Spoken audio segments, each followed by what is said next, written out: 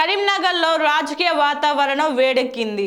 నగర అభివృద్ధి తమ లక్ష్యమని బీజేపీ నేతలు తెలిపారు. మ్యాజిక్ ఫిగర్ దాటామని ప్రజా తీర్పు తమ వెంటే ఉందని స్పష్టం చేశారు. బీఆర్ఎస్, కాంగ్రెస్, ఎంఐఎం పార్టీల కుట్రలు ఇక్కడ చెల్లవని పేర్కొంటూ మేయర్ పీఠం 100% బీజేపీదేనని ధీమా వ్యక్తం చేశారు.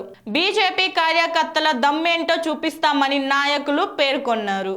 కరీంనగర్లో ఒక లక్ష్యాన్ని ఎంచుకొని ఈ ఘన విజయాన్ని సాధించడం జరిగింది. మాదేమో మ్యాజిక్ ఫిగర్ దాటింది. మాది ఈ టైంలో ఎట్టి బస్సులో భారతీయ జనతా పార్టీని మేయర్ కానివ్వద్దు అని చెప్పి ఈ మూడు పార్టీలు ఒకటైనాయి.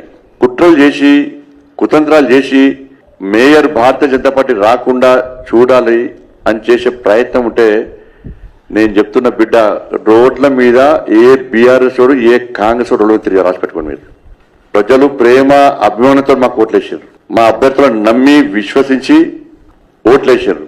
ఇది కాదు అని కాంగ్రెస్ పార్టీలు బీఆర్ఎస్ పార్టీలు కుట్రలు చేస్తే కరీంనగర్ నుంచి యుద్ధం స్టార్ట్ చేస్తా. మీ బతుకులు బర్బాదైతే రాజకీయ సమాజ్ చేస్తాం. మీ అందరూ రాసి పెట్టుకోండి. ఒక్కొక్క బీఆర్ఎస్ వాడు కాంగ్రెస్ వాడి సంగతులు మేము చూస్తాం. 100% మేయర్ మేము అవుతున్నాం. ప్రజల ఆశీర్వాదం మాకుంది. ఒక లక్ష్యం కోసం మేయర్ అవుతున్నాం.